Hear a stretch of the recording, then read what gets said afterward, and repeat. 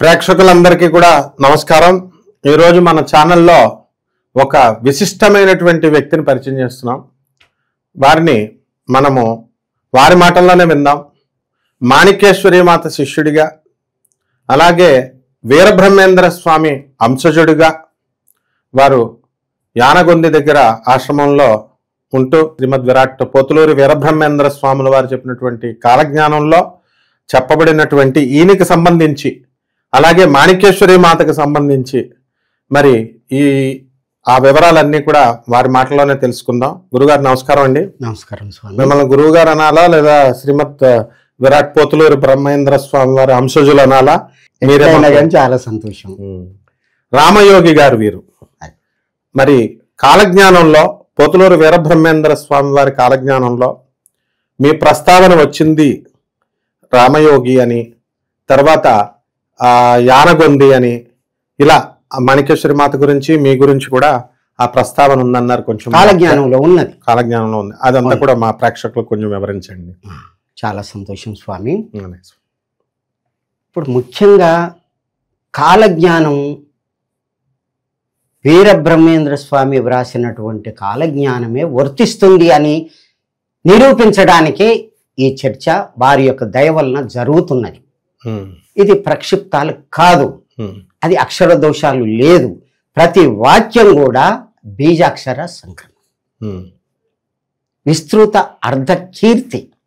ఒక్క పదానికి ఎన్నో అర్థాలు వస్తాయి. ఎవరు చదివితే వారికే అర్థం వస్తుంది.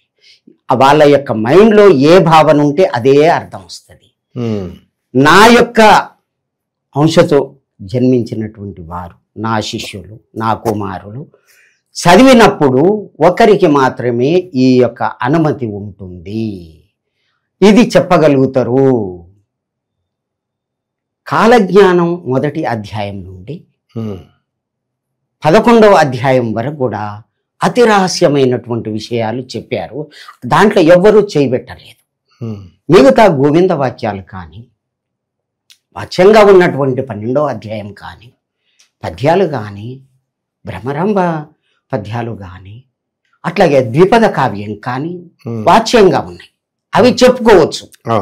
కానీ వారి యొక్క అనుగ్రహం వలన, నా కృప వలననే తెలిసేనిమా. కరెక్ట్. అది నా యొక్క గురుగారు. నేను చాలా సార్లు ఆ పద్యాలు చెప్పాలని ట్రై చేశాను. తెలుగు బాగానే వచ్చినా నాకు అర్థమయ్యేది కాదు. మీరు చెప్పింది కరెక్ట్. తపస్సంతా కూడా ఈ యొక్క గ్రంథములో నిబిడీకృతమై కరెక్ట్. అది చెప్పాలంటే సాధ్యం కాదు. నా యొక్క ఆత్మతో జన్మించినటువంటి రామయోగి గారికే ఇది సాధ్యము. వారు ఎక్కడ పుడతారు? మునుగోడు ఊకొండి రామగిరి అంతటా ఊకొండి రాయంలో రామనగరమందు మునుగోటి అగ్రహారంలో 1961కి ఆ 2వ సౌజన్యం దొరికినప్పుడు దాంట్లో వ్రాయడం జరిగింది. వీరు అక్కడ జన్మిస్తారు అని చెప్పడం జరిగింది. ఆ తిథి వార నక్షత్రాల్లో జన్మించినటువంటి వారి యొక్క దయ వలన చెప్పేటటువంటి భాగ్యం కలిగింది. ఈ యొక్క అంటే మీరు పుట్టిన తిథి, వారము, మీ పేరు, మీ ఊరు బ్రహ్మంగారి కాలజ్ఞానంలో ప్రస్తావించబడింది, యథాతథంగా ఉన్నది. కాబట్టి ఆ దాంట్లో ఉన్నటువంటి విషయాలని నేను వారి దయ వలన చెప్పడానికి సాహసం. అయితే వీరబ్రహ్మేంద్ర స్వామి వారు చెప్పినట్టుగా కలియుగాంతం గురించి ఈ 2030లోనో 2032లోనో ఇంకా దగ్గరికి వచ్చింది అంటున్నారు కదా గురుగారు. అవును, దాని గురించి కొంచెం చెప్పండి. అయితే కలియుగం 4,32,000 సంవత్సరాలు. అది అట్లాగే ద్వాపరయుగం కానీ, కృతయుగం కానీ, త్రేతాయుగం కానీ, ద్వాపరయుగం కానీ, కలియుగం కానీ, ఈ యొక్క యుగాలని 43,20,000 సంవత్సరాలు ఇది మహాయుగం అవుతుంది. ఇటువంటివి 71 మహాయుగాలైతే కల్పం అవుతుంది. అటువంటి కల్పాలు 14. ఇప్పుడు స్వారోచిష ఇవన్నీ కూడా వరుసగా చెప్పడం జరుగుతుంది. వైవస్వతం ఇవన్నీ మనం చెప్పుకుంటాం. అయితే ఇప్పుడు నడుస్తున్నటువంటి ఈ యొక్క చరిత్ర అంత తప్పు కాదు. అవును, అక్షరాల నిజం. అది 4,32,000 సంవత్సరాలు అనేది అక్షరాల నిజము అని వారే వ్రాశారు. కానీ కలియుగం అంతము ఇప్పుడు జరుగుతుంది, కలి యొక్క అంతము ఇప్పుడు జరుగుతుంది. ఇప్పుడు 4999 సంవత్సరము ఈ విధంగా లెక్క చూపించుకుంటూ పోవడం జరిగింది. అయితే దీనికంటే ముందుకు వెళ్దాం. వేదవ్యాస పరమాత్ముడు భాగవతంలో 12వ స్కంధంలో 2వ అధ్యాయములో 18వ శ్లోకం 24వ శ్లోకం 18వ శ్లోకము శంబల గ్రామంలో కలికి పుడతాడు అని వారు రాశారు. 24వ శ్లోకంలో వారు కలియుగ అంతాన్ని చెప్పేటటువంటి ఒక శ్లోకం ఇచ్చారు. యదా చంద్ర సూర్యచ్చ అనేటటువంటి ఆ శ్లోకములో చంద్రుడు సూర్యుడు బృహస్పతి ఏకరాశిలో సమేశ్యంతి కూడినప్పుడు కృతయుగం ప్రారంభం అవుతుంది అని అన్నాడు. ఎప్పుడు పుష్యమి నక్షత్రములో. అది ఎప్పుడు వచ్చింది అంటే 1/8/1943 నాడు వచ్చింది. కర్కాటక రాశి, ప్రథమ పాదము, ఆషాఢ మాసము, అమావాస్య అవన్నీ కూడా క్లియర్గా నిరూపించడం జరిగింది. అయితే నాకు ఇక్కడ ఒక సందేహం గురుగారు, ఏంటంటే గురు గ్రహము 12 సంవత్సరాలకు ఒకసారి తిరుగుద్ది. అవును. రవి గ్రహము నెలకు ఒకసారి తిరుగుద్ది. అవును. ఆయన చెప్పిన ప్రకారము చంద్రుడు, రవి, గురుగ్రహం 3 కలవాలి. పుష్యమి నక్షత్రం 1వ పాదంలో కలవాలి. కర్కాటక రాశిలో ఉండాలి కదా. అవును. మరి ఇది కనీసం 12 సంవత్సరాలకు ఒకసారి కలుస్తూ ఉంటాయి కదా. అట్లా కాదు, నక్షత్రం కలవదు. 27 నక్షత్రాలు అనుకోండి, కూడా కలవదు. అందులో 5000 తర్వాతనే కలవాలి. అది అంతకుముందు కూడా ఇది ఎప్పుడంటే యుద్ధం అప్పుడు మహాభారత అష్టగ్రహ అప్పుడు జరిగింది. సప్త ఋషి చారం చెప్పడం జరిగింది. సప్త ఋషి దాంట్లో భాగవతంలో ఇచ్చాడు క్లియర్ గా. ఆ యొక్క ఇదిలో ఉంటుంది. ఖగోళ శాస్త్రాన్ని మొత్తం దీంట్లో రాయడం జరిగింది, భాగవతంలో రాయడం జరిగింది. ఆ సూర్యుని యొక్క అంశతో పుట్టినటువంటి భాస్కరాచార్యుని యొక్క సిద్ధాంతం కూడా దీంట్లో వ్యక్తం చేయడం జరిగింది. సూర్య సిద్ధాంతము తెలిసేనిమా, సూర్య సిద్ధాంతం తెలుస్తుంది, భాస్కరాచార్యుని గురించి తెలుస్తుంది, ఈ విధంగా జరుగుతుంది అని చెప్పి చాలా చక్కగా చెప్పడం జరిగింది. కానీ ఇది 5000 తర్వాతనే వర్తిస్తుంది. కలియుగం 5000 తర్వాతనే వర్తిస్తుంది. శ్రీకృష్ణుడు ఎప్పుడైతే భూమిని వదిలి వెళ్ళిపోయాడో అక్కడి నుంచి కలి ప్రభావం మొదలవుతుంది అన్నాడు. అక్కడి నుంచి తీసుకుంటే కలకత్తాను రాజధానిగా చేసుకొని విక్టోరియా రాణి పరిపాలన చేయడం జరిగింది. 8 మంది మంత్రులతోటి చేయడం జరిగింది. అక్కడికి 5000 అవుతుంది. అది ఎప్పుడు 1901వ సంవత్సరం 1900 సంవత్సరం వరకు జరుగుతుంది. అంతవరకే చెప్పడం జరిగింది. మరి తర్వాత ఎందుకు చెప్పలేదు? కలియుగ రాజుల యొక్క చరిత్ర ఎందుకు చెప్పలేదు? వారికి తెలియకనా? ఆ తర్వాత జరిగేది వారికి తెలుసు, ఏమైతుంది తెలుసు. అంతకు ముందు మనం తీసుకుంటే భట్టి విక్రమార్కుని యొక్క కాలం వరకే ధర్మం అంతంతనే ఉన్నది. 3044 వరకు ధర్మం ఉన్నది. అంతకుముందు ఏమైంది? 1755లోనే భయంకరమైనటువంటి కలి జంజం వేసుకున్నటువంటి వాళ్ళని అందరినీ కథం చేసి, అవును కరెక్ట్ చేసి ఆ జంజాలతోటి క్వింటల్లుగా తోచి యజ్ఞం చేసిర్రు. అట్లా రాయడం జరిగింది. నువ్వు భాగవతం చదవండి. అదంతా ఎటుపోయింది? ఆయన ఎవరు? ఒక శూద్రుడు రాజయ్యుండు, శూద్రులకు రాజులుగా చేసిండు. అందరినీ ఈ విధంగా భాగవతమే సాక్ష్యం, ఇంకేమీ అక్కర్లేదు. భయంకరమైనటువంటి స్థితి అప్పుడు. కలి యొక్క ప్రభావం ఇంత అంత కాదు, ఇంట్లోకి పోయి గుంజుకొచ్చి చంపారు. చాలా ఇదిగా భయంకరంగా జరిగింది నందుల యొక్క పాలనలో. తర్వాత అవన్నీ కూడా మీకు తెలుసు, అవన్నీ కూడా మీరు క్షుణ్ణంగా అధ్యయనం చేశారు. మీరు దైవజ్ఞులు, అటువంటి ఇదేమి కాదు. ప్రజలందరూ కూడా చక్కగా వేదాన్ని, శాస్త్రాన్ని, పురాణాన్ని, అన్ని కూడా చదివి భగవంతుని గురించి ఎదురు చూస్తున్నారు. ఆ యొక్క కాలజ్ఞానంలో ఉన్నటువంటి ఆ రహస్యాలని ఇప్పుడు మనం బయట పెడుతున్నాం. అలాగే తప్పకుండా. అయితే ఇప్పుడు మనకి శ్రీకృష్ణుల వారు లోకాన్ని వదిలేసి గోలోకానికి వెళ్ళిపోయారు. బాగుంది. అక్కడి నుంచి ఇంకా కలి స్టార్ట్ అయింది. అవును, కలియుగం స్టార్ట్ అయింది. అవును. ఆ తర్వాత మరి ఇప్పుడు ఈ కలియుగ అంతం గురించి ఏమని చెప్పబడి ఉన్నాయి?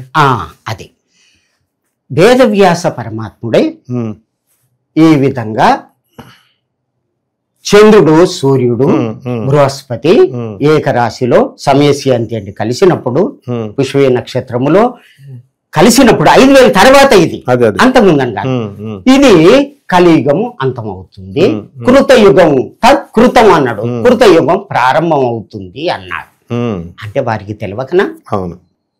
4,32,000 సంవత్సరాలు నేను తెలుసు కదా. ఎందుకన్నాడు? ప్రథమ పాదే అన్ని మనం ఎందుకు చెప్పుకుంటున్నాం, సంకల్పంలో ఎందుకు చెప్పుకుంటున్నాం, అదంతా కూడా వారికి తెలియక కాదు. ఈ విధంగా జరుగుతుంది.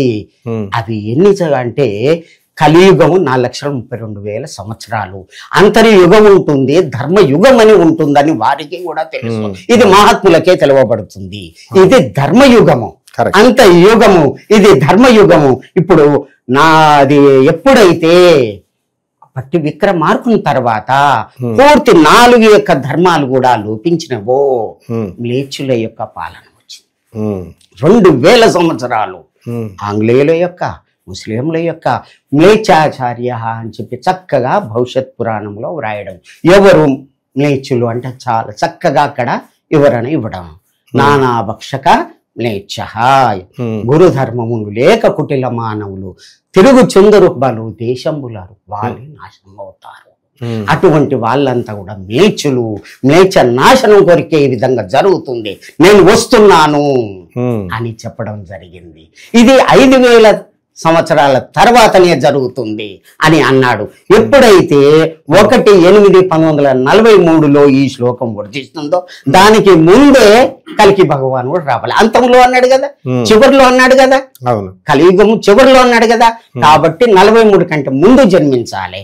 ఆ విధంగా భూదేవి, దేవేంద్రుడు, మునులు అందరూ కూడా వైకుంఠం పోవడం జరిగింది. ఎప్పుడు అంటే 1891లో ఇట్లా రాయడం జరిగింది. 90 కరనామ సంవత్సరంలో పోవడం జరిగింది. స్వామి, నేను భూభారాన్ని నేను మోయలేను, పాపం పెరిగిపోయింది, ధర్మం లోపించింది. మీ యొక్క నియమం ఏంది? ధర్మం ఎప్పుడైతే లోపిస్తే, పూర్తి ధర్మం ఎప్పుడైతే లోపిస్తుండే నేను వస్తాను. సంభవామి యుగే యుగే, నాకై నేను పుట్టి వస్తానని మీ యొక్క మీరు వాక్ ఇచ్చారు.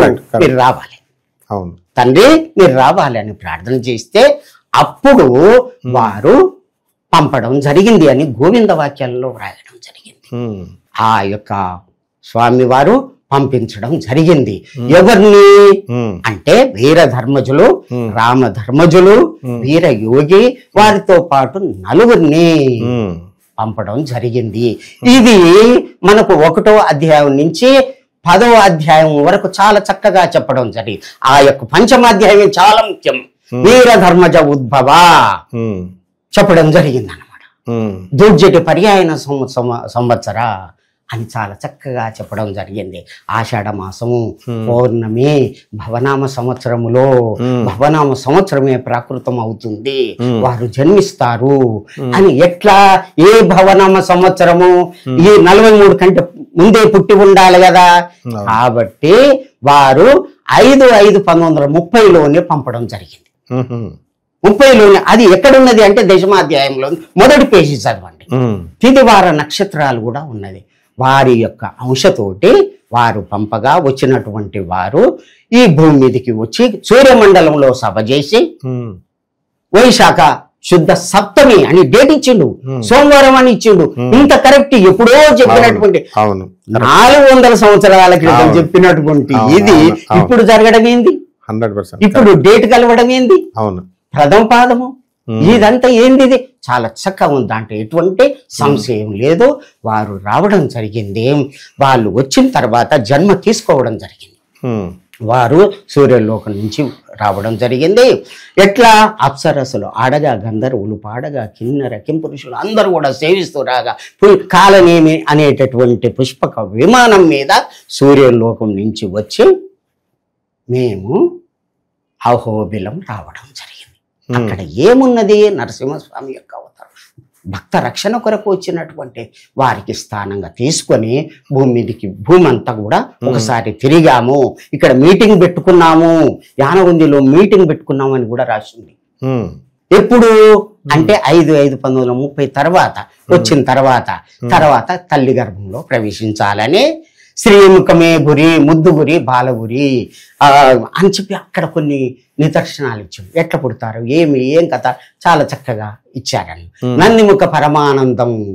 నందిముఖుడు సంతోషపడతా, ఆహా ఏమందు నేను ఇంకా చాముండి ముందర ఆనందముని చిందాడి తీర హరి గోవింద గోవింద బ్రహ్మము శివ గోవింద గోవింద. నయనలారా, శిశులారా, బ్రహ్మంగారు చెప్తారు రాబోయేటటువంటి కాలంలో అంత ఆనందమే, అందరూ భక్తులు అవుతారు, వేల కొద్ది భక్తులు అవుతారు. ఇటువంటి ప్రాకృతమైనటువంటి వాళ్ళు పామ అనేటటువంటి భక్తులంతా వీళ్ళంతా కూడా పాపాత్ములంతా కూడా నాశనం అవుతారు, అటువంటి కాలం వస్తుంది అని చెప్పారు. అయితే 26/7/1934లో జన్మించడం జరిగింది. శ్రీముఖనేమో 33/34లో జన్మించడం జరిగింది. వారే వీరధర్మజులు. వారు ఎక్కడ ఉంటారు? జన్మసేవ్యం భక్తి ప్రదం ప్రదోష తీర్థం ప్రయాగ మాధవం ఆనగుందిలో ఉంటారు. యానగుంది అని హంపి విరూపాక్ష ఉన్నది కదా, అది చారిత్రక యానగుంది. కానీ కర్ణాటక రాజ్యం అనేది భాషా ప్రయుక్త రాష్ట్రాలు ఏర్పడ్డప్పుడు ఆ పేరు వచ్చింది. అప్పుడు స్వామివారు దివ్య దృష్టితోటి చూసి కర్ణాటక రాజ్యం అన్నారు, ఉత్తరాది ఉభయ రాజ్యం అన్నాడు. భారతదేశానికి 2వ రాజ్యం అంటే దక్షిణ భారతదేశంలోనే కర్ణాటక రాజ్యంలో ఉంటుంది. ఆ కర్ణాటక రాజ్యంలో ఆనగుంది ఉంటుంది. దీనికి ఇంత దూరంలో ఊటుకూరు మెతకసీమ ఉంటుంది. ఇక్కడికి ఆకాశ మార్గంలో బసవ కళ్యాణం ఇంత దూరం ఉంటుంది అని లెక్కగట్టి చూపెట్టడం జరిగింది. అక్కడ ఎవరుంటారు? మామి మూమే మఖ ఈ అక్షరాల్లో వారి పేరు ఉంటుంది. వారి యొక్క వీరధర్మజుల యొక్క పుట్టక మొత్తం పంచమాధ్యాయంలో రాయడం జరిగింది. వీరధర్మజ ఉద్భవ వారి గురించి ఇంతవరకు ఎవరూ చెప్పలేదు, దాంట్లో క్లియర్ గా చెప్పడం జరిగింది. ఉద్భవ వారే ఆ సూర్యలోకం నుంచి వచ్చి ఈ యానగుందిలో ప్రకాశం అవుతారు. అదే సూర్యనంది అని చెప్పడం జరిగింది. ఎట్లా సూర్యనంది? నంది గ్రామేత విఖ్యాతో నందీనాం సూర్యనంది. ఎక్కడైతే వారు ప్రకాశం అవుతారో అదే సూర్యనంది. సూర్యనంది క్షేత్రం అంటే అది యానగుందే సూర్యనంది. మరి ఆ వారి పేరే వీరధర్మజ, అహింసా పరమో ధర్మ అని ఇప్పుడు ఆ మాణికేశ్వరి మాతకే వీరధర్మజులు అని ఆ యొక్క క్షేత్రమే సూర్యనంది అని చెప్పడం జరిగింది. అమ్మ ఇట్లా ఉన్నదమ్మా అని అంటే రాముని కరెక్ట్ అని చెప్పింది, సూర్యనంది అని పేరు పెట్టింది. అమ్మగారి యొక్క పేరు కూడా వీరధర్మజులు అని ప్రకటించడం జరిగింది. 30 ఏళ్ళు ఆ విధంగా ప్రచారం చేయడం జరిగింది. ఆ విధంగా అహింసా బోధ చేయడం జరిగింది. భాగవతం అట్లాగే భగవద్గీత, ఈ యొక్క కాలజ్ఞానము అవన్నీ కూడా నా చేతనే అమ్మగారు ప్రచారం చేయించడం జరిగింది. వారి సేవలో 48 సంవత్సరాల నా యొక్క జీవితం జరిగింది. ఆ వారు చెప్పినటువంటి విషయాలు సత్యం, తప్పలేదు. అమ్మవారంటే మాణికేశ్వరి మాత. అయితే తల్లిదండ్రులు పెట్టినటువంటి పేరే మాణికేశ్వరి మాత. సూర్యలోకములో వారి పేరు వీరధర్మజులు. అది పురుషుని యొక్క పేరున్నది కదా, ఇక్కడ స్త్రీ పేరున్నది కదా. అంటే ఆత్మ స్త్రీ కాదు, పురుషుడు కాదు. తల్లి గర్భానికి వచ్చిన తర్వాత ఆ యొక్క స్త్రీ పురుష భేదం ఉంటుంది. ఆత్మ స్త్రీ కాదు, పురుషుడు కాదు. చూడండి ఆత్మ ఎక్కడ ఉంటుంది, ఆ శాస్త్రం ఏం చెప్తుంది, మన లోపల ఎక్కడుందో మీరు ధ్యానం చేస్తే అవన్నీ కూడా వేరే మనం ఎపిసోడ్ చేసుకోవచ్చు. మన శరీరంలో ఉన్నటువంటి రహస్యాలు, మనసు ఎక్కడ ఉంటుంది, ఆత్మ ఎక్కడ ఉంటుంది, అది ఏ రూపంలో ఉంటే ఏ విధంగా ఉంటుంది, ఏం చేస్తే అది కుండలు ఇది అవుతుంది, అవన్నీ కూడా యోగ శాస్త్రం చక్కగా మనం చెప్పుకోవచ్చు. ఆ వారు వచ్చిన తర్వాతనే ఈ భారతదేశం అంతా కూడా యోగము ధ్యానం అనేటటువంటి ఇదయింది. మట్టు మీరి మాలలయ్యేరు మా అని చెప్పి చెప్తారు. భూమి మొత్తం కూడా విధంగా అయిపోతాయి. పాప ఇది అయిపోతారు, కుల ధర్మం లేకుండా అందరూ కూడా భూపాలు అయిపోతారు అని చెప్పాడు. అట్లాగే చెప్తూ భూతాల లిఖితం అనే ఒక శాసనం రాయడం జరిగింది. వారు ఉన్నప్పుడు విరూపాక్ష ఈశ్వర సన్నిధౌ అస్మాపి లిఖితం యత్రాపి విరూపాక్ష ఈశ్వర సన్నిధౌ సత్యం సత్యం న సంశయ, ఇది సత్యం అని చెప్పి ఒకటి శాసనం రాసినప్పుడు ఈ విధంగా ఈ యొక్క ఆ తేదీలలో వారు పుడతారు. ఏమిటా తిథి అంటే మొదటి ప్రపంచ యుద్ధం 14 నుంచి 18 వరకు జరిగింది. రెండవ ప్రపంచ యుద్ధం 38 నుంచి 45 దాకా జరిగింది. పార్థివో భూపా వ్యయో భూపా క్షయంగత పునః పంచవర్షేణ వీర భూపా భవిష్యతి. అక్కడి నుంచి రాజుల యొక్క కాలం పోయిన తర్వాత అక్కడి నుంచి 5 సంవత్సరాలకు పునః పంచవర్షేన 5 సంవత్సరాలకు వస్తున్నాడు భూమి మీదికి, పుడతాడు. ముందుగా అతనేమో ఆ యొక్క డేట్ ఇచ్చిండు. అవును, బహుశా ఇంకొక అతను వస్తున్నాడు. ఈ యొక్క రాజుల యొక్క కాలం ఎప్పుడు పోయింది? ఎక్కడ నైజాము కనిద్వది 7 బాణుడు మంట కలిసి ఏట కలిసి అన్నాడు. అంటే 7వ నైజాము ఎప్పుడు పోయిండు? 47లో కదా చివరి వాడు. అవును. ఆ తర్వాత రాజరికాలు ఎప్పుడు పోయినా 48 కదా. 51 తర్వాత మనకు ఇది అయింది కదా. అంతటా తెలంగాణలోనే అని చెప్పి తెలంగాణ అని అప్పుడే రాశాడు ఉన్నది. దాంట్లో తెలంగాణ అని రాశారు. కర్ణాటక అంటే అప్పుడు డివైడ్ కాకముందే తెలంగాణ క్లియర్ ఉన్నది. ఇక్కడ ఉంటాడు, ఇక్కడ పెరుగుతాడు, ఇక్కడ ఇది చేస్తాడు, ఈ విధంగా ఉండు అని క్లియర్ గా రాయడం జరిగింది. ఆ విధంగా అన్ని కేసీఆర్ గారు తెలుసుకునే తెలంగాణ ఉద్యమం మొదలు పెట్టారు. తెలంగాణలోనే ఈ విధంగా జరుగుతుంది, దక్షిణ భారతదేశంలోనే అని చాలా చక్కగా యామ్యాయ యతిమాశ శ్రేష్ఠ యామ్యాయ యస్య చింతన అని చెప్పి రాశాడు. ఈ చింతన రాసింది ఎవరు? వీర బ్రహ్మేంద్ర స్వామి. సంస్కృత్ లో కదా ఇది ఉన్నది. సంస్కృతం ఆయన వారికి చదవకని వేద మంత్రాలు చదివేని వారి పుట్టుక నుంచే పరమాత్మ. వీర బ్రహ్మేంద్ర స్వామి తెలుగు పద్యాలే రాశారేమో అనుకున్నా. అది కాదు. రామబ్రహ్మ నిర్గుణాకారం వీర బ్రహ్మార్క తేజసం నాద బ్రహ్మ ఇతి ప్రోక్తము నానా దేశాన్ని లక్షణం. ఎక్కడెక్కడ ఏం జరిగేది ఆయన తపస్సులో కూర్చుంటే వినబడుతుంటే గురిజారు ముళ్ళు తీసుకొని ఆ తాటి ఆకుల మీద అవి కూడా అవి వంగు అనగానే వంగేది, అవన్నీ కోసుకునేది. చక్కగా వాటి మీద రాసింది ఈ కాలజ్ఞానం, ఈ తాళపత్రాలు ఇవే అన్నమాట. ఇవి పరిష్కారం చేసి చక్కగా ప్రింట్ చేసి మనకు అన్ని ఇచ్చారు. ఇదే అని కాదు, నేను అక్కడికి పోయాను, సిద్ధయ్య మఠం పోయాను, బ్రహ్మంగారి మఠం పోయాను, వాళ్ళని మెప్పించాను, అవన్నీ తీశాను. ఇంకా చాలా ఉన్నది. చనిపోతే బ్రతికించేటటువంటి మంత్రాలు ఉన్నాయి. సిద్ధయ్య మఠంలో లక్ష్మీశ్వరయ్య అని ఉండేవాడు. ఇతను ఇప్పుడు లేడు. 89లో వెళ్ళాను, అక్కడికి పోయాను. ఈ విధంగా నాకు ఇట్లా జరిగింది, నేను చదవాలనుకుంటున్నా అంటే ఆ 7గురిని కూర్చోబెట్టి ఛందస్సు మీద సంస్కృతం మీద అన్ని విధాల పరీక్ష చేసినాను. తెలియని వాళ్ళకంటే తెలియకుండా పోయింది, తెలిసే వాళ్లకు అది చదువుతా అంటే ఇవ్వకుంటే నాయనగారు తప్ప అవుతుంది అని చెప్పి అప్పుడు నాకు ఇవ్వడం జరిగింది. అంటే ఇప్పుడు వాళ్ళు మిమ్మల్ని ఎందుకు పరీక్షించాల్సిన అవసరం వచ్చింది? కాలజ్ఞానాలు అడుగుతున్నా, వారి వ్రాత ఎట్లా ఉన్నది, ఇది నిజమా కాదా చూసుకోవడానికి. అప్పుడు ఇస్తే అంటే మీరు బ్రహ్మం గారిని టెస్ట్ చేయడానికి వెళ్ళారు. బ్రహ్మం గారి యొక్క కాల జ్ఞానాలు చూడాలని సిద్ధయ్య మఠం అంటే రాసిన ప్రతిని చూడాలి. వారి యొక్క వ్రాతని అరసున్న కూడా ఉపయోగించాడు. అంటే అరసున్న ఉపయోగించేది కేవలం పండితులే ఉపయోగిస్తారు, దాని విలువ ఎవ్వరికి తెలియదు. దీన్ని బట్టి మనం తెలుసుకోవాల్సింది ఏంటంటే ప్రేక్షకులు, ఇంకా బ్రహ్మం గారు రాసినటువంటి ప్రతులు అవన్నీ ఉన్నాయి మన సిద్ధయ్య మఠంలోను, మా కందిమల్లాయపల్లి మఠం గారిలోను, బనగానపల్లి మఠంలో. ఇది ఫస్ట్ క్లారిటీ మన భక్తులకి. అంటే బ్రహ్మం గారు స్వయంగా రాసినవి ఉన్నాయి తాళపత్ర గ్రంథాలు ఇప్పటికి కూడా ఉన్నాయి, యథాతథంగా ఉన్నాయి. మంత్రశాస్త్రము కూడా నేను చూశాను. చనిపోయిన వాళ్ళని బ్రహ్మగారు లేపిండు, అట్లాగే సిద్ధయ్య కూడా లేపిండు. అదే యొక్క ఇది ఆశీర్వాదంతో నాయన పెళ్లి చేసుకుంటే పెళ్లి చేసుకున్నాడు.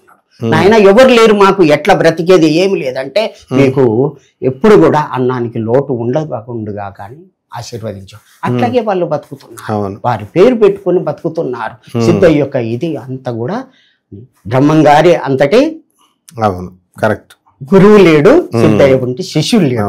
ఒకసారి ఏం జరిగిందంటే సిద్ధయ్య అంట్లు దొంగతున్నాడు. పెద్దలు వచ్చారు, కన్నిమలై పెళ్లి నుంచి పెద్దలు వచ్చారు. స్వామి నీ శిష్యుడు ఎంత గొప్పవాడు చూడు, మీదనేమో తొవ్విండు, లోపల అట్లాగే పెట్టిండు, పచనానికి వంటకు పనికొస్తుందా స్వామి అని అన్నారు వాళ్ళు. బ్రహ్మం గారు నవ్వి, నాయన మీకు బుద్ధి చెప్పడానికి అట్లా చేసిండు, మీరు ఏం చేశారు, మంచి సబ్బులు పెట్టి పౌడర్ వేసి మంచిగా చదువుతున్నారు, లోపల ఉన్నట్టు వంటిది తోమడం లేదు, మీకు బుద్ధి చెప్పడానికి అంటే గురువుగారు శిష్యుడికి సపోర్ట్ పూర్తి.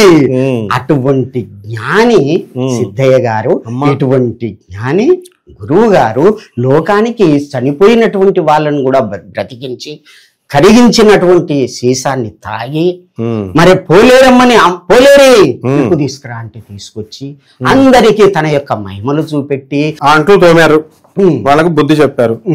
అప్పుడు వాళ్ళు ఏమన్నారు తెలుసుకొని నిజమే స్వామి మీరు ఏది చెప్తే అది చేస్తున్నాడు కాబట్టి అటువంటి శిష్యుడు దొరకడు. కరెక్ట్. ఒక్క మాంసం తినమంటే తిన్నాడు, స్వామి మీద అన్నాడు, కూర్చోగానే అవి పండ్లు ఫలాలు. మా శిష్యులు ఉన్నారండి, 10 రూపాయలు కూడా జ్యోతిష్యానికి ఇవ్వమంటే ఎవరు, తర్వాత నీతులు మాత్రం కామెంట్స్ పెడతా ఉంటారు. ఎలాగా, ఇదిగో కుప్పల కుప్పల కింద చచ్చిపోతారంటావు, కాలజ్ఞానం నుంచి నిన్ను బహిష్కరించేయాలా సోషల్ మీడియా నుంచి అని అట్లా చెప్తూ ఉంటారు. కాబట్టి గురువు గారు అంటే బ్రహ్మం గారులా ఉండాలా, శిష్యులు అంటే సిద్ధయ్య గారులా ఉండాలి.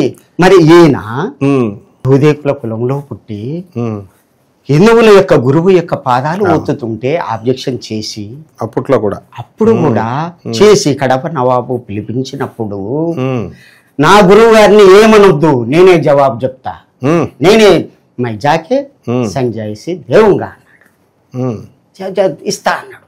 పొయ్యిండు, పోతే నవాబ్కు నమస్కారం చేయలేదు. ఇంత అహంకారమా అన్నాడు. నా గురువుకు తప్ప వేరే వాళ్ళకు నమస్కారం చేస్తే అలా 1000 ఉరకలైపోతుంది, అంత ఇది ఉందా శక్తి అంటే, ఒక రాత్రి గుండు తిప్పియండి, నేను నమస్కారం చేస్తే ఏమైద్దో చూడు అని. నేను మా గురువు గారికి తప్ప ఈ ప్రేక్షకులు కామెంట్ పెట్టే వాళ్ళందరికీ రోజు నమస్కారాలు పెట్టాల్సి వస్తుంది. గుండు ఆ విధంగా తిప్పించిన తర్వాత నా తండ్రి, నా గురువు, గురుదేవా నా అందే ఉండి వారికి నీ యొక్క మహిమలు చూపెట్టు తండ్రి అని ఒక నమస్కారం చేయంగానే పాట్ పాట్ పాట్ అని పెరిగిపోయింది. శిష్యుని లోపటనే ఇంత శక్తి ఉంటే గురువు లోపల ఎంత శక్తి ఉండొచ్చు అని చెప్పి కడప నవాబు అప్పుడు పిలిపించి పల్లకి మీద ఎక్కించుకొని పిలిపించి అప్పుడు పరీక్ష పెడతాడు. మాంసాహారం అంత కోసి పల్లెంలో పెట్టి బట్ట గప్పి తీసుకొచ్చి ఇస్తే అవి పండ్లు పలహారుగా మారిపోయాయి. అప్పుడు కాళ్ళ మీద పడతాడు. అప్పుడు ముస్లింలు అందరినీ కూడా శిష్యులు చేసుకొని హిందూ ధర్మాన్ని కాపాడతాడు. అది గురుగారు, ఇప్పుడు మాంసం అంటుంటే మీరు మధ్య మధ్యలో మాంసం గురించి బాగా చెప్తారు. ఈ మటన్లు, చికెన్లు, కోళ్లు కోసుకొని తినేవాళ్ళని మాంసానికి సంస్కృతంలో అద్భుతమైన డెఫినేషన్ ఇచ్చారు. నేను ఇంతవరకు ఎప్పుడు వినలేదు. ఆ మాంసం తినే వాళ్ళకి అదేంటో చెప్పండి కొంచెం. నాయన, సంస్కృతంలో మాంసం అనే పదానికి ఒక అర్థం ఉంది. మాం సహా అత్తి, మాం నన్ను, సహా అది కోడైతే కోడి, మేకైతే మేక, అది సహా అత్తి అంటే తింటుంది అని అర్థం. ఆ పదానికి అర్థం నువ్వు తింటే నీ యొక్క జన్మ దానికి పోతుంది, దాని జన్మ నీకొస్తుంది రా నాయన, తినకు అని అర్థం. అది అందుకని తినకూడదు, తినకూడదు, నీకు పాపం వస్తుంది. కరెక్ట్. అన్ని శాస్త్రాలు, పురాణాలు ఇదే చెప్తుంది. అయితే మా గురువు గారు లేనటువంటి బ్రహ్మశ్రీ చాగంటి కోటేశ్వరరావు గారు గాని, గరికపాటి గారు గాని, మహానుభావులు ఎవరు కూడా ఇలా విడదీసి చెప్పలేదు. ఇలా విడదీసి చెప్పుంటే ఈ పాటికి అందరూ మానేద్దరో, లేకపోతే డెఫినేషన్ లోనే ఇది ఉందని భయపడదురు కనీసం. అందువల్ల బ్రహ్మం గారు అయితే ఈ పాయింట్ కూడా టచ్ చేశారు. అంతే కదా. ఇప్పుడు వారు మేకల్ని కొయ్యాలని చెప్పి కొలేరమ్మ దగ్గరికి తీసుకుపోతే అక్కడ పండుగ చెయ్యాలి, మేకలు కొయ్యాలి ఇదని చెప్తే అట్లా చెయ్యరాదు, కొబ్బరికాయలు కొట్టండి, గుమ్మడికాయలు కొట్టండి అన్నప్పుడు అట్లా చెయ్యరాదు, చెయ్యరాదు అన్నప్పుడు మహిమ చూపెట్టాలని పోలేరి రా అనగానే అమ్మ వచ్చింది. నిప్పు పట్టుకొని రాగానే చూసే వాళ్ళకు 1-2 పడ్డాయి. అంతే కదా మరి, అంత పారిపోయిర్రు. అటువంటి మహిమ చూపినటువంటి పరమాత్ముడే వీర బ్రహ్మేంద్ర స్వామి. పోలేరమ్మని ఎందుకు పిలిచారు? నిపుదమ్మని చూపెట్టాలి. దేవతలు ఉన్నారు కదా, పోలేరమ్మ ఒక్క అంటే ఆ ఊరు గ్రామదేవతలో గ్రామదేవత యొక్క పండుగ చేస్తున్నారు. అక్కడ పోలేరమ్మ దేవత చేస్తున్నది. కాబట్టి అమ్మ నిప్పు తీసుకురా అనగానే నిప్పు తీసుకొచ్చింది. అందరు కూడా ఇదైపోయి అప్పుడు కాళ్ళ మీద పడ్డారు. ఈయన సామాన్యుడు కాదు, ఈయన వ్రాసినటువంటి కాలజ్ఞానం అక్షర సత్యము అని అందరూ ఒప్పుకున్నారు. అప్పటి నుంచే కాలజ్ఞానం చెప్పడం జరిగింది. అన్నాజయ్య, సిద్ధయ్య, బ్రహ్మం గారు అప్పటి నుంచే చెప్పడం రాబోయేటటువంటి కాలంలో ఏమందు నేను ఇంకా చాముండి ముందర ఆనందమని చిందాడి తీరా. రాబోయేటటువంటి కాలంలో 5000 సంవత్సరాల తర్వాత ఆనందం ఆనందం బ్రహ్మానందం. అప్పుడు అనలే, 5000 తర్వాత అన్నాడు. ఇది ఆనంద యొక్క ఆనందం. నందనోర్ మధ్య శ్రీమత్ కైవల్య మందిరం నేను ఉంటాను.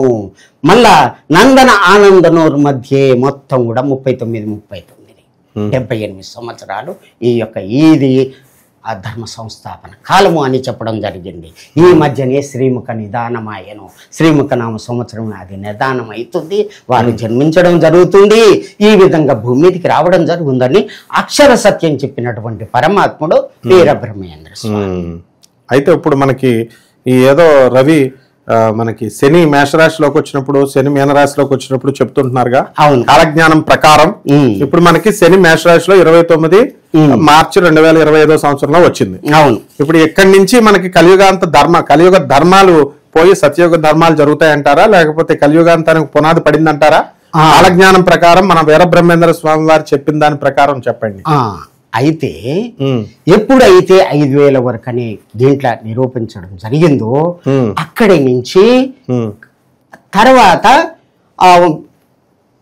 పరమాత్ముడైనటువంటి వేదవ్యాసుడు చెప్పినటువంటి ఆ శ్లోకం ప్రకారంగా రవి, చంద్ర, సూర్య ఏకరాశిలో కూడినప్పుడు అంటే అదే సేము మళ్ళీ 12/8/2026లో మళ్ళీ వస్తుంది. 43లో వచ్చింది, 26లో వచ్చే సంవత్సరమే 26లో కూడా వస్తుంది. ఇది 5000 తర్వాతనే రావాలి. కాబట్టి ఇది కలియుగ అంతము, కలియుగ అంతము అని భాగవతం చెప్తుంది. మరి వీర బ్రహ్మేంద్ర స్వామి కూడా కలియుగ అంతం ఇదే అని చెప్తున్నాడు. ఇది ధర్మయుగము, ధర్మం నిలపడానికి వచ్చినటువంటి యుగము, అంతర్యుగము, ధర్మయుగము. అది ఆ లెక్క అది కరెక్టే, ఈ లెక్క ఇది కరెక్టే. భగవంతుని యొక్క ధర్మ రక్షణ భారం అతనికి ఉన్నది కాబట్టి రావడం జరిగింది. ముందుగా అక్కడ వైకుంఠంలో మాట ఇచ్చాడు కదా, నేను తర్వాత వస్తా అన్నాడు. కాబట్టి 26కు ముందు మళ్ళీ ఉత్తరప్రదేశ్ లో జన్మించడం జరిగింది. వారు కూడా వచ్చారు, దేవతలంతా కూడా పుట్టారు, వాళ్ళంతా కూడా భూమిదే ఉన్నారు అని దీంట్లో వ్రాయడం జరిగింది. చాలా ఎవరెవరు ఎక్కడ వచ్చిన తర్వాత బద్రీనాథ్లో దానికి 25 కిలోమీటర్ల దూరంలో కలప అనేటటువంటి గ్రామం ఉన్నది అని భాగవతం చెప్తుంది. అక్కడ కూడా భాగవతంలో చెప్పబడింది, భాగవతంలో ఉన్నది. అయితే అక్కడ దేవాపి అనేటటువంటి సూర్యవంశంరాజు, చంద్రవంశంరాజు తపస్సు చేస్తున్నారు. వారిని పిలిపించి కల్కి భగవానుడు వర్ణాశ్రమ ధర్మాల్ని మళ్ళీ నెలకొల్పుతాడు. ఆ ధర్మాన్ని నిలపడానికి సత్యయుగంలో అవన్నీ ఏర్పాట్లు చేస్తారు. 64,000 మంది కూడా ఋషులు కూడా అందరూ వస్తారు. ఎక్కడ అంగార వీరనో వాస్తు పారేగహ సువ్యక్తం సురపూజితం. అంగార గ్రహంలో ఉన్నటువంటి మహాత్ములంతా కూడా 10 ఫీట్ల ఎత్తు ఉంటారు, 13 కత్తి పట్టుకుంటారు. వారు కూడా వస్తారు, భగవంతునికి సేవ చేస్తారు. వాళ్ళు ఎటువంటి వారు? సురపూజితం, దేవతల చేతనే పూజలు అందుకునేటటువంటి మహాత్ములు కూడా వస్తారు. వస్తారు. వారి శరీరాలు సద్దు చేసే శరీరాలు కావు. వరంగల్ గురించి రాసింది. ఓరుగంటి తెరువులో మధ్యన వస్తూ ఉండగా కృష్ణ అర్జునులు వారు కనిపించరు, మహాత్ములకే కనిపిస్తారు, ధర్మ సంస్థాపన కొరకు తిరుగుతున్నారు అని చెప్పి కొన్ని ప్లేసులు ఇచ్చారు. అంటే ఇప్పుడు మన కృష్ణార్జునులు ఇంకా ఉన్నారు, మరైతే వాళ్ళు తిరుగుతున్నారు. ఓరుగంటి తెరువున వస్తూ ఉండగా రాసింది. 7వ నైజాం రాజు గురించి రాసి ఉండంగా ఇదంతా ఎందుకు ఉండదు? ఎంత చక్కగా ఉన్నది కాలజ్ఞానం అంటే, అంత చక్కగా ఉన్నది.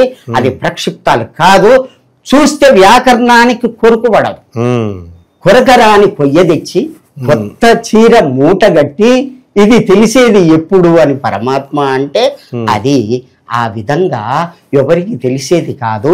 ఇది పాపపు కంటపడకుండుగా కానీ చెప్పించి వారు చెప్పేవారు ఎవరో వారు వస్తారు. వారు గురించి 6వ అధ్యాయంలో ఉన్నది. రామయోగి అని ఉన్నారు, వారితోటి సంవాదన చెయ్యండి. ఎటువంటి సమాధాన? రామధర్మజ సంవాదో నిగమో భవతి. ఈ నిగమం అంటే ఈ వేదము తెలవటానికి వారితోటి వాదన చెయ్యండి. ఎటువంటి వాదన అంటే శార్దూలమపి నిగమో భవతి. పెద్ద పులితోటి కొట్లాడి నువ్వు జయించే శక్తి ఉంటేనే వారితోటి జయించు, అప్పుడు బయటపడుతుంది ఆ అర్థము. ఇది సత్యం సత్యం న సంశయ బ్రహ్మం గారు చెప్పినటువంటి వాక్యాన్ని అన్నమాట. అద్భుతం గురుగారు, అది సూపర్. అయితే ఇప్పుడు మనకి ఈ మేనంలో ఈ శని వచ్చాడు, ఇక్కడ నుంచి కలియుగాంతం ఏదో అయిపోతుందని 2032లో అంటున్నారుగా, అది అయితే బ్రహ్మం గారు రాసినటువంటి ఏకాదశ అధ్యాయము చివరికి అంతమయ్యేటటువంటి ఇది శ్లోకాలలో రాయడం జరిగింది.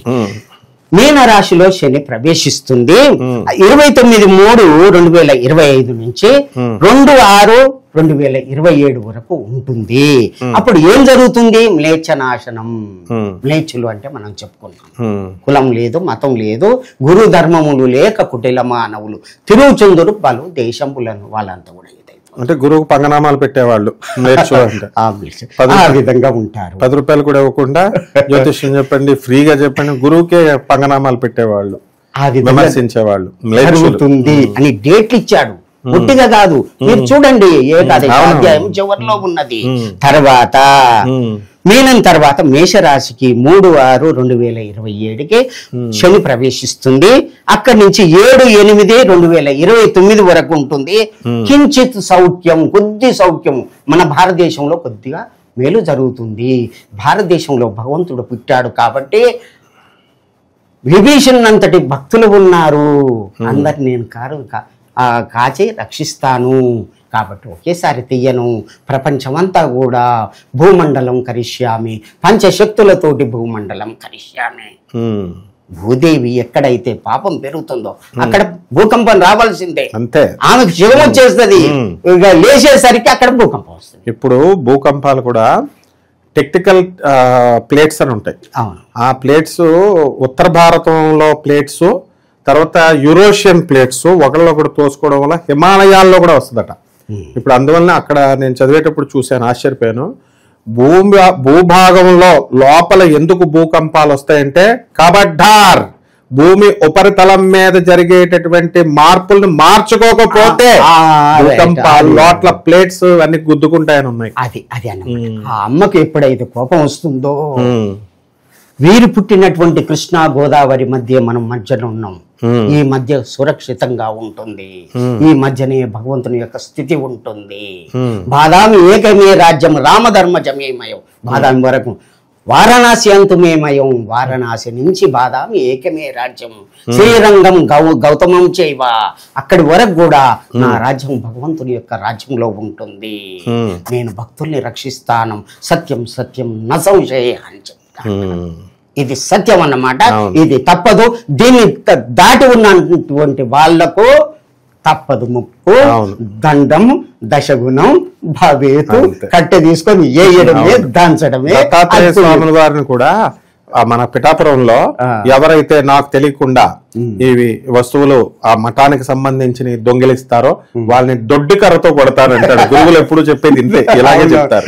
అదే గారు అయిపోయింది. తర్వాత 29 వరకు కించిత్ సౌఖ్యం అన్నాడు. తర్వాత వృషభ రాశికి శని వస్తున్నాడు. 8/8/2029లో ప్రవేశించి 35/2032 వరకు ఉంటున్నాడు. అప్పుడు ఏం జరుగుద్ది? ఈశాన్య మూల నుంచి విషగాలి పుట్టి విపరీత జనులంతా సచ్చేరుమ. హరి గోవింద గోవింద బ్రహ్మము, శివ గోవింద గోవింద బ్రహ్మం. చెప్పలేదంటనకపోయేరు నరులార గురుని, చేరి మృక్కిత బ్రతుకని చేరు. చెప్పలేదంటనకపోయేరు, తప్పదిదివో గురువు వాక్యము. తప్పు త్రోవల బోవు వారని చప్పరించుక మింగు. చెప్పలేదంట వెంటనకపోయేరు నరులార గురిని నేను చెప్పలేదు అనుకున్నారు. నాయన గురువుని శరణు పొందండి, చప్పరించుక మింగి తింటాయి, శక్తులు వస్తాయి. అది రావాలి, వచ్చినాయి. అందరు పంచుకున్నారు. భూమి ఈ భాగం మీది, ఈ భాగం నీది, సూర్యచంద్రులకు ఇది, ఆ నంది మండలం ఇది అని దీంట్లో రాసింది. ఏ భాగాన్ని ఎవరు కాపాడుకోవాలనో వాళ్ళే కాపాడుకుంటారు, ఆ భక్తుల్ని వాళ్ళే రక్షిస్తారు. కరెక్ట్, అట్లా రాసి ఉన్నది దీంట్లో. కాబట్టి సప్తశతిలో కూడా మమ భార్యాం రక్షతు భైరవి, అలా ఒక్కొక్క శరీరంలో ఒక్కొక్క భాగాన్ని ఒక్కొక్క శక్తి మహాలక్ష్మి భైరవీదేవి ఎలా అయితే రక్షిస్తారో, విశ్వమంతా కూడా ఆయన శరీరం కాబట్టి ఒక్కొక్క శక్తిని ఆయన రక్షించమని పెట్టారు. అయితే కరెక్టే. అట్లాగే ఉత్తర భారతదేశంలో కూడా భవిష్యమాలిక అనేటటువంటి గ్రంథాలు, పంచసకులు అని 5 మిత్రులు, శ్రీకృష్ణుని యొక్క మిత్రులు పుట్టి మాలికను వ్రాయడం జరిగింది. నా యొక్క పుట్టుక ఈ విధంగా జరుగుద్ది అని జగన్నాథుడు చెప్పడం జరిగింది. ఇప్పుడు మనం చూస్తూనే ఉన్నాం. అవన్నీ మహిమలు కూడా ఒక ఇది చేసుకున్నాం, ఎపిసోడ్ చేసుకున్నాం. అది కూడా నేను చదివాను. అనంతంగా ఉన్నటువంటి ఆ యొక్క జ్ఞానాన్ని మీకు అందరికి భక్తులకు కూడా అందిస్తాను. అయితే మిథున రాశికి శని ప్రవేశించడం 31/5/2032లో మిథున రాశికి శని వస్తున్నాడు. అప్పటి నుంచి 11/7/2034 వరకు ఉంటున్నాడు. అప్పుడు ఏమైతుంది అంటే మొత్తం కలి, ఇప్పుడు ఏడ ఉన్నది అంత ఏడ చూసినా కానీ సత్యం లేదు, ధర్మం లేదు, పాపం చేస్తున్నాడు. ఈ కాలం వరకు 34 లోపట్నే ఇదంతా పోతుంది, అంత సత్య పురుషులు ఉంటారు అని చెప్తున్నాడు. ఇది తప్పు కాదు. ఇదే తప్పైతే కాశీలో గోహత్య చేసిన పాపాన పోతా, తల్లిని కవయ కోరిన పాపాన పోతా, నాకై నేను రాకుంటే ఈ యొక్క వేదాన్ని అగ్నిలో వేసి తలగబెడతా అని బ్రహ్మంగారు శబ్దం, బ్రహ్మంగారు ఎంత అథెంటిక్ గా చెప్పారు. కాబట్టి అది సత్యం, అది సత్యం. అది తీసుకుపోయి నిప్పులో వేసి తలగబెడతాయా? నమ్మకుంటే చూడు, నేను చేయకుంటే నేను పాపాన పోతాను. సెల్యూట్ కొట్టాలి మనం. మాణికేశ్వరి మాత, ఇంత సత్యము, సత్యమైన వాక్కులు ఇవి చెప్పటానికి నోరు రాదా? అటువంటి ఇది జ్ఞానం ఉన్నది దీంట్లో అని చెప్పడానికి వారి దయ వలన చెప్తున్నాను. అప్పుడు ఏం జరుగుతుంది అంటే భూభారం నాశనం. ఆ మాత భూదేవి ఏదైతే కోరుకుందో అదంతా కూడా నెరవేరుతుంది. కలికి భగవానుడు భూమి మీద ఉన్నాడు, దేవతలు ఉన్నారు, మునులు ఉన్నారు, అందరూ ఉన్నారు. పరశురాముడు గురువై ఉంటాడు. ఇప్పుడు దర్శనం ఇస్తున్నాడు. నేను అక్కడ డైరెక్ట్ చేస్తాడు దర్శనం. అక్కడ యజ్ఞం చేయడం జరిగింది, ఆయన భజన చేసుకుంటూ. మనకి మా గానగాపురంలో కూడా పరశురాముడు యజ్ఞం చేసినటువంటి ప్లేస్ ఉంది, భస్మగుట్ట. వారు ఇప్పుడు దర్శనం యజ్ఞం చేస్తుంటే ఏమైంది ఎరికేనా, ఈ వచ్చారు, ఒక సాధువులాగా వచ్చాడు, డమరుకం వాయించుకుంటూ వచ్చాడు, ఆ మహావిష్ణువు యొక్క భజన చేసుకుంటూ పాట పాడుకుంటూ వచ్చాడు. జరుగుద్ది జరుగుద్ది జరుగుద్ది, ఇది సత్యం సత్యం అనుకుంటా వెళ్ళిపోయాడు. ఇది మొన్న ఈ మధ్య జరిగింది, ఒట్టిగా చెప్పడం. అవును అవును, కాశీనాథ్ మిశ్రా అన్నే ఉన్నాడు, వాళ్ళని దీవించడం జరిగింది. ఇదంతా సత్యం, తప్పు కాదు. వారి యొక్క ఆ జాడలో నడుస్తున్నటువంటి ఒక బిడ్డను నేను అక్కడ చూశాను, ఇక్కడ చూశాను. బ్రహ్మంగారి యొక్క అంశతో జన్మించినటువంటి ఈ జన్మ నిజమైతే ఈ యొక్క కాలజ్ఞానం నిజం, ఇది తప్పు కాదు. కరెక్ట్. ఇది ముఖ్యంగా కలిధర్మం నాశనం అవుతుంది. ఎప్పుడు అంటే 34లో కలిధర్మం నాశనం అవుతుంది. తర్వాత రాక్షస నామ సంవత్సరం, ఆనంద నామ సంవత్సరం చాలా చక్కగా సత్య యొక్క ధర్మం నిలబడుతుంది. అందరూ కూడా ధర్మాత్ములే ఉంటారు.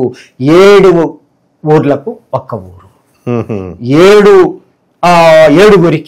ఒక్కరు, 7 దొడ్లకు ఒక దొడ్డి, ఈ విధంగా జరుగుతుంది. ఒకళ్ళు మిగులుతారా? ఒక్కరు. 7 ఊర్లకి ఒక ఊరు మిగులుతుంది, ఒక ఊరు. 7 మనుషులకి ఒక మనిషి మిగులుతాడు. అట్లని కాదు, ధర్మాత్ములు మిలుగుతారు. 7 పుట్ల నల్లపూసలు రాలిపోతాయి ఈ మధ్యనే. 7 పుట్ల నల్లపూసలు అంటే ఎంతమంది పోతారు? ఇది కాదు, లెక్క కూడా ఇవ్వడం జరిగింది. అయితే ఆ విధంగా సత్యం. నేను మొన్న కాలజ్ఞానం గురించి బ్రహ్మంగారు చెప్పింది ఇదే.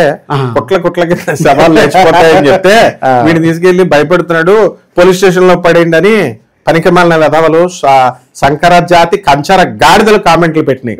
All IPS officers and all IAS officers నా శిష్యులని వాడికి తెలియదు. చెప్పండి. అయితే నాయన మీరు చెప్పేది అక్షరాల సత్యం. ఎందుకు మార్గాన్ని చూపెడుతున్నావు? ఇక్కడ పోతే కంప ఉన్నది, ఇక్కడ పోతే రాజమార్గం ఉన్నది అని చెప్పడం తప్ప. అట్లా చెప్తే నిన్ను అరెస్ట్ చేస్తా అంటే అది ఎంత తప్పు? వాళ్ళెవరో చేయడానికి అయిపోయా. అదే జ్ఞానం లేని ఏనులు చేసేటువంటి పనులు అవి. మనం రాజమార్గం మహాత్ముల యొక్క జ్ఞానాన్ని మనం బయట పెడుతున్నాం. మనం తప్పు కాదు, అది సత్యం. సత్యం నా సంశయ. తెలివి లేని మూర్ఖులు అనేటటువంటి మాటలు అవి. అది పట్టించుకోవద్దు భక్తులంతా కూడా. ఇది ధర్మ మార్గాన్ని నడిచి ధ్యానము యోగం చేసి భగవంతుని యొక్క మార్గంలో ఉన్నటువంటి వాళ్ళే సత్యయుగానికి పోతారు. దాంట్లో ఎటువంటి స్థితి ఉన్నది అనుకున్నావు? ఆ యొక్క పరమాత్ముడట అన్ని ఏ కర్మలున్నా కానీ తీసేసి తను లోపల కల్పించుకుంటాడట. రాముడు ఎట్లా తీసుకుపోయాడు? వాళ్ళందరూ ఎటువంటి పుణ్యం చేసిరయ్యా వాళ్ళు ఉన్నటువంటి ఏ యోగం లేదు, ఈది లేదు. ఆ వారి యొక్క కాలంలో ఉంటే అందరిని నడుప్ప అందరూ సరయుడు మునిగిరు, అందరూ పోయికుంటారు. మరి శ్రీకృష్ణుడు కూడా అట్లాగే అందరూ కూడా 16,000 మంది. వాళ్ళు ఎవరు? కపులు, గోపికలు. కపులే గోపికలు. అప్పుడు మునులు, ఇప్పుడు కపులు, ఈ గోపికలు, ఇప్పుడు భక్తులు. ఈ భక్తులు 16,000 మంది ఉన్నారు. వీరి చేతనే ధర్మం నిలబడుతుంది అని వీరబ్రహ్మేంద్ర స్వామి చెప్తున్నారు. 16,000 మంది, 16,000 మంది నిజమైనటువంటి భక్తులు ఉంటారు. 16,000 మంది ఋషులు వస్తారు. 16,000 మంది కూడా వాళ్ళంతా స్క్రాపే అని కాదు, వాళ్ళ ధర్మమే వాళ్ళని రక్షిస్తుంది. ధర్మంగా ఉండాలి. ధర్మో రక్షిత రక్షిత. ప్రతి వాడు కూడా ఆ 16,000 మంది గ్రూప్ లోకి వెళ్ళడానికి ట్రై చెయ్యాలి ధర్మ మార్గంలో. నా అస్మద్ దివ్యనామ పఠనా పరులై ఉన్న వారికి నేను రక్షిస్తాను.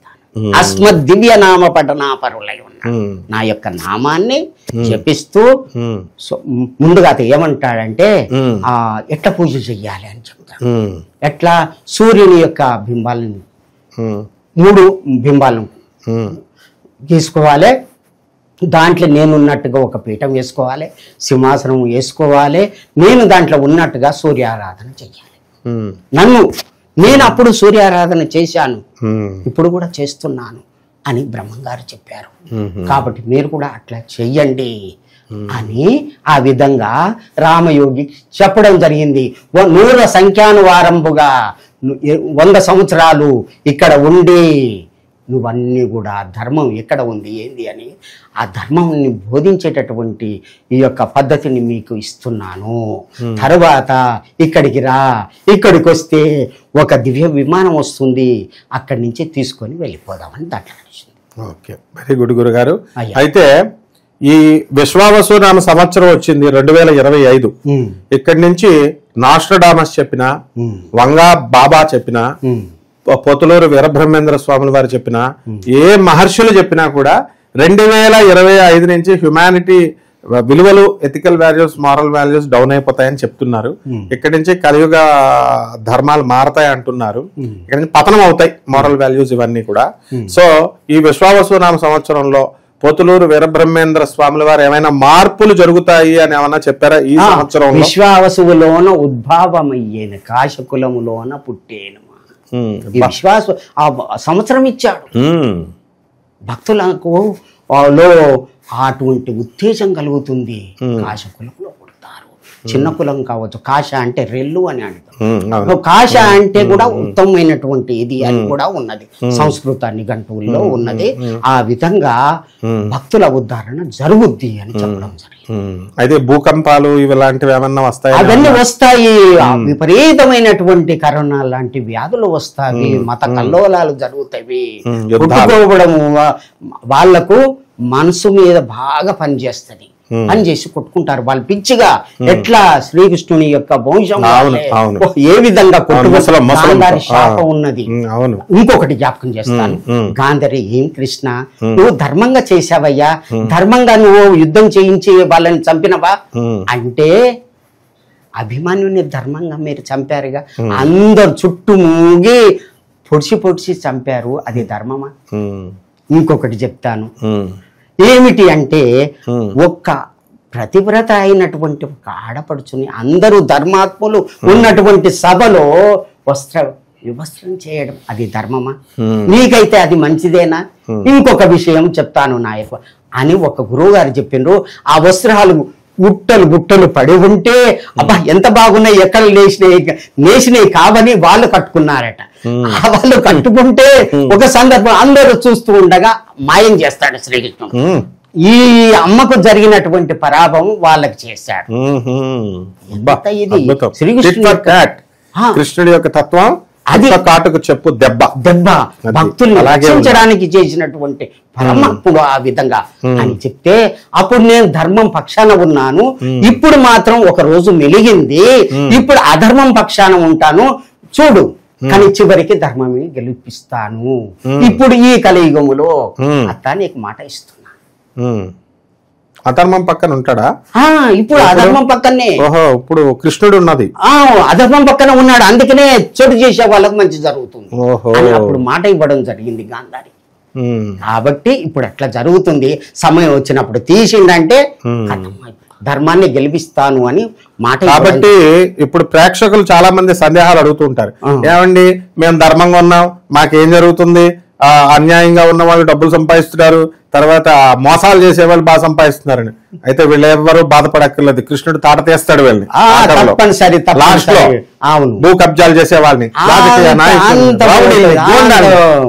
జ్యోతిష్కులకి డబ్బులు ఎక్కువ వాళ్ళని, గురువులు తిట్టే వాళ్ళని అందరినీ తాట తీస్తాడు అనమాట.